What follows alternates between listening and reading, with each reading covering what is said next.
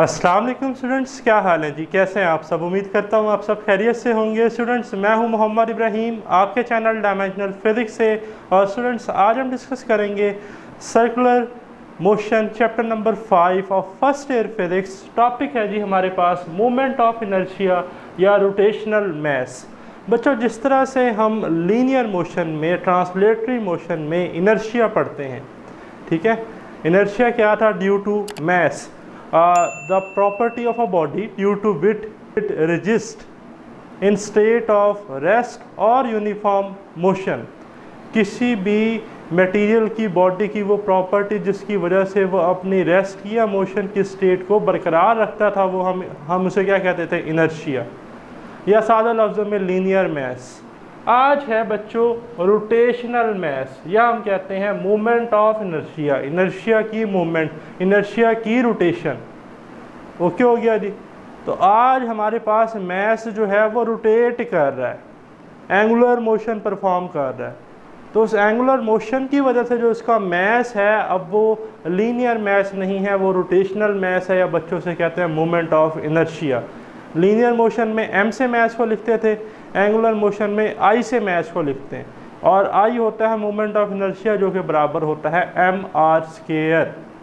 तो अगर मैं मोमेंट ऑफ इनर्शिया को या रोटेशनल मास को डिफाइन करना चाहूँ तो मैं कह सकता हूँ द प्रॉपर्टी ऑफ मटेरियल और पार्टिकल और object due to which it resist its state of uniform circular motion, जिसकी वजह से वो अपनी यूनिफॉर्म सर्कुलर मोशन की स्टेट को बरकरार रखना चाहे, या एंगुलर मोशन को बरकरार रखना चाहे।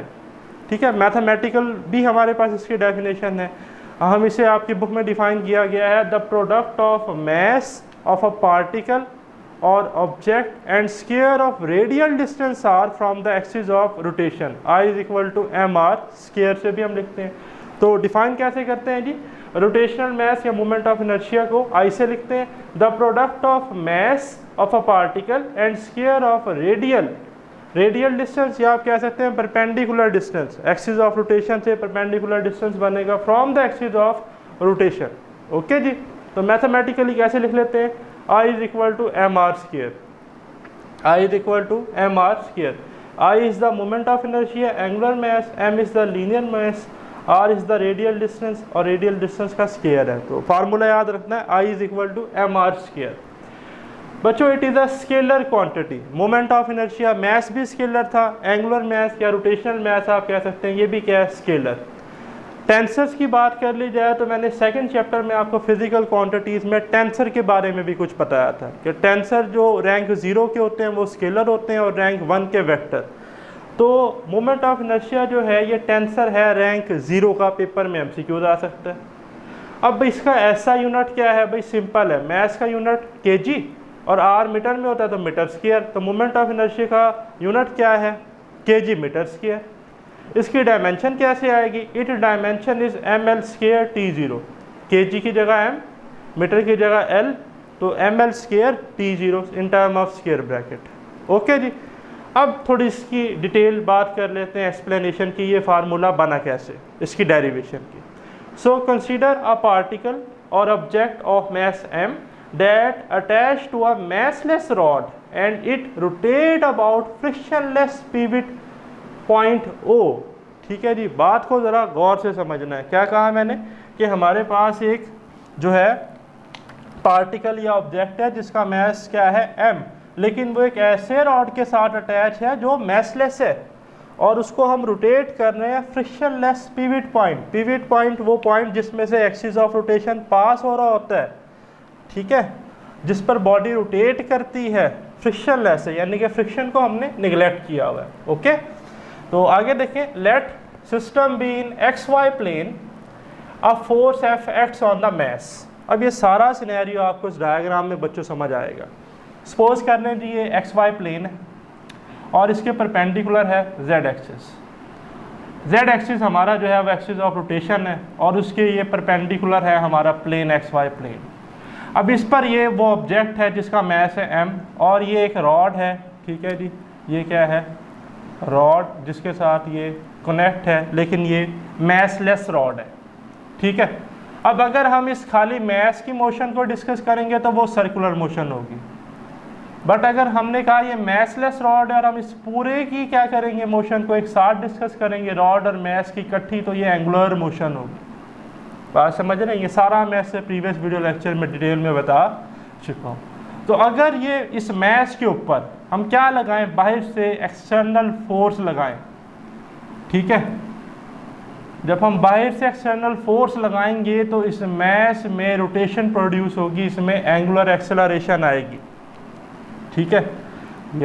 अगर ये एंगुलर क्या करेगा, रोटेट। और अगर हम देखें तो सर्कल के टेंजेंट क्या थी, टेंजेंशियल वेलोसिटी, ठीक है, यही था ना जब बॉडी हमने कहा था सेंट्रीपिटल फोर्स में पढ़ा कि टेंजेंट क्या होती है, टेंजेंशियल वेलोसिटी।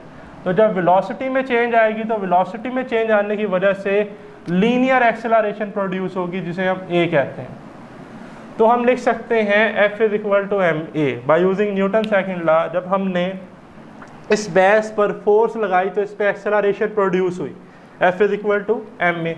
फिर बच्चों हम पढ़कर आए कि हमारे पास जो रिलेशन होता है लीनियर और एंगुलर एक्सेलरेशन के दरमियान, A is equal to R alpha, क्योंकि एंगुलर एक्सेलरेशन भी प्रोड्यूस होगी on the axis of rotation. तो हम A को रिप्लेस कर देंगे आर अल्फा से, तो F बन गया एम आर अल्फा, मैंने लिख लिया F is equal to M R alpha. अब क्या करें बच्चों, इस इक्वेशन 1 को मल्टीप्लाई कर दें बोथ साइड पर, एक आर से और एक आर से। ऐसा क्यों कर रहा हूँ भाई, हमने ये चैप्टर 5 के स्टार्ट में पढ़ा था कि जो हमारे पास फोर्स है वो लीनियर मोशन में लगती है और टॉर्क जो है वो एंगुलर मोशन में लगता है। तो अब तो यहाँ पर एंगुलर मोशन परफॉर्म हो रही है, तो हम आर से जब मल्टीप्लाई करेंगे तो आर एफ किसका फार्मूला बनता है बच्चों, टॉर्क का, ठीक है। और इधर भी आर से मल्टीप्लाई करेंगे तो एक आर आ गया और ये था एम आर अल्फा, तो इसको मैं रीअरेंज करके लिख लूँगा एम आर स्क्वायर अल्फा। तो ये आर एफ तो बन गया बच्चों टॉर्क, यानी कि rotational effect of force, okay, M are square alpha. तो यहाँ से ये जो एम आर स्क्वायर है इसको हम रिप्लेस कर देते हैं आई से, इसे ही कहते हैं बच्चों मोमेंट ऑफ इनर्शिया। तो याद रखिएगा ये जो हम फार्मूला पढ़ते हैं ना फोर्स का, F is equal to m है, ये है फॉर लीनियर और ट्रांसलेटरी मोशन, और इसका analogous Newton second law in term of angular, आपसे कोई पूछ ले कि Newton second law in term of angular motion, तो Newton second law in term of angular motion है torque is equal to I alpha, ठीक है। तो ये कब है, एंगुलर मोशन में। कब है बच्चों, एंगुलर मोशन में। तो यहाँ से पता ही चला कि मोमेंट ऑफ इनर्शिया क्या होता है जी, जो हमने डेफिनेशन पढ़ी थी कि the product of mass and square of radial distance are from the axis of rotation, ठीक है जी। तो याद रखिएगा बच्चों कि मोमेंट ऑफ इनर्शिया जो है ना, ये जस्ट लाइक क्या है, मास इन एंगुलर मोशन, ठीक है। मास एनालॉगस इन एंगुलर मोशन, जो मास m था वो लीनियर मोशन पे था, I जो है ये मास है किसका, एंगुलर मोशन का, ओके। अब बात कर लेते हैं moment of inertia of rigid body. पहले तो बात कर लेते हैं रिजिड बॉडी क्या होती है। रिजिड बॉडी हमारे पास कोई ऐसी बॉडी होती है बच्चों जिसकी कोई फिक्स शेप ना हो, उसकी कोई फिक्स सिमेट्री ना हो, ठीक है। सो अब हमने कैलकुलेट करना है moment of inertia of rigid body या irregular shape body. So consider a rigid body in which mass non-uniformly distributed. Mass क्या है बच्चों, non-uniformly distributed. Now we divide into small masses. हमने उसको small masses में divide किया, m1, m2, so on to mn, and distance from the axis of rotation r1, r2 and so on to rn. Okay? तो let's say जी ये एक shape आपकी book में बनी हुई है, मैंने ड्रा की है, इरेगुलर शेप है, ठीक है जी, नॉन यूनिफॉर्म डिस्ट्रीब्यूटेड मैस है, लेकिन हमने इसको छोटे छोटे मैसेज में डिवाइड कर लिया। लेट्स से ये मैस m1, ये m2, ये m3, m4 and so on to mn। तो इनके जो डिस्टेंस है एक्सिस ऑफ रोटेशन से वो क्या है, r1, r2, r3, r4 and rn। अब आप देख रहे हैं कि ये x और y प्लेन में रोटेट कर रही है, तो इसके पास एंगुलर एक्सेलरेशन है। बट एक चीज़ बड़ी इंपॉर्टेंट है, ये सारे मैसेज इस सिस्टम का हिस्सा है, तो इस सिस्टम की एंगुलर एक्सेलरेशन अल्फा है, तो इन सब की एंगुलर एक्सेलरेशन क्या होगी, सेम। तो जब कहीं पर मैं अल्फा 1 लिखूं, अल्फा 2 लिखूं या अल्फा 3 या अल्फा n लिखूं, तो वो सारे किससे रिप्लेस हो जाएंगे, अल्फा से। सो इस फार्मूले को हम यूज़ करने जा रहे हैं जी, ठीक है।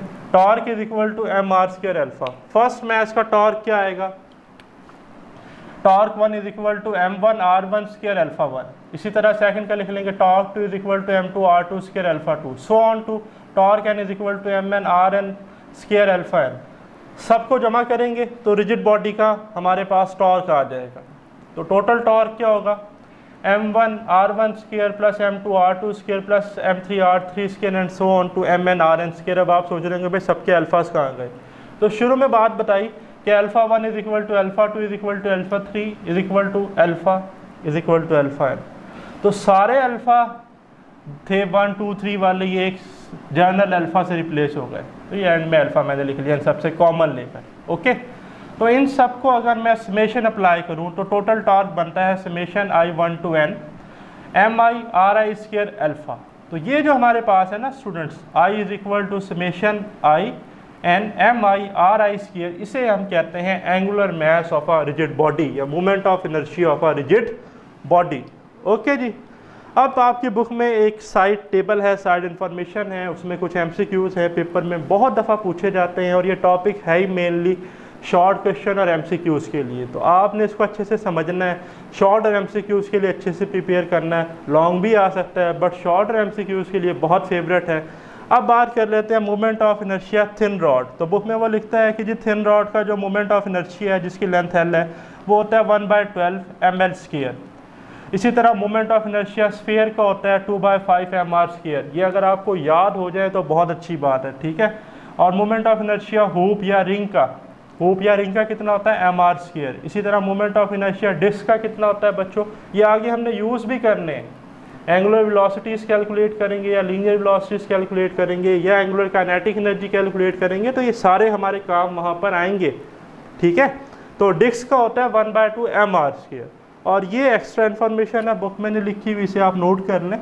शेल के लिए ऐसा स्फीयर जो अंदर से खोखला हो, तो शेल के लिए होता है 2/3 mr स्क्वायर। एक और बात, इस चैप्टर में जब हम न्यूमेरिकल को डिस्कस करेंगे तो हमारे पास डिफरेंट सिनेरियोज होंगे। उसमें से एक सिनेरियोज मैंने ड्रा किया है इधर। आपको ये तो पता है कि हमारी अर्थ जो है ये सूरज के गिर्द जो है अपना ऑर्बिट कंप्लीट करती है, ठीक है, 365 डेज़ में नॉर्मली। तो ये जो ज़मीन है सूरज के गिर्द ऑर्बिटल मोशन में है, बट ये जो हमारी अर्थ है ज़मीन, ये अपने एक्सिस पे भी तो स्पिन करती है। अगर हम ये कंसीडर करें कि अर्थ एक स्फीयर है और अपने एक्सिस पर स्पिन कर रहा है, तो इसका मोमेंट ऑफ इनर्शिया स्फीयर का होगा 2/5 mr स्क्वायर। सिनेरियो याद रखना है। और अगर हम अर्थ को विद रिस्पेक्ट टू सन देखें और अर्थ जो है ये ट्रीट कर रही है just like a particle, circular motion में है, ठीक है, या ऑर्बिटल मोशन में है। तो जब ये पार्टिकल ट्रीट कर रही है तो इसका मोमेंट ऑफ इनर्शिया जो है वो बच्चों याद रखिएगा वो हुप और रिंग का होगा। क्यों भाई, हुप और रिंग अगर अंगूठी मेरे पास हुई हो तो आपने देखा है एक सर्कुलर शेप होती है, अंदर से सारा वो क्या होता है खोखला। तो ये एक सर्कल नहीं बनता अगर ये सन के गिर्द ऑर्बिटल मोशन में हो अर्थ, ठीक है। तो अर्थ की अगर स्पिन मोशन लेंगे तो मोमेंट ऑफ इनर्शिया स्फीयर का लेंगे 2/5 mr स्क्वायर। और अगर अर्थ की बच्चों ऑर्बिटल मोशन लेंगे तो तब हम मोमेंट ऑफ इनर्शिया रिंग का लेंगे mr स्क्वायर। ये पॉइंट आपने नोट कर लेना है। ओके हो गया जी। तो ये था हमारा आज का वीडियो लेक्चर। अगर आपका स्टिल कोई क्वेश्चन है तो कमेंट्स में लाजमी डिस्कस कीजिएगा। मुझे दें इजाज़त। अल्लाह हाफिज़।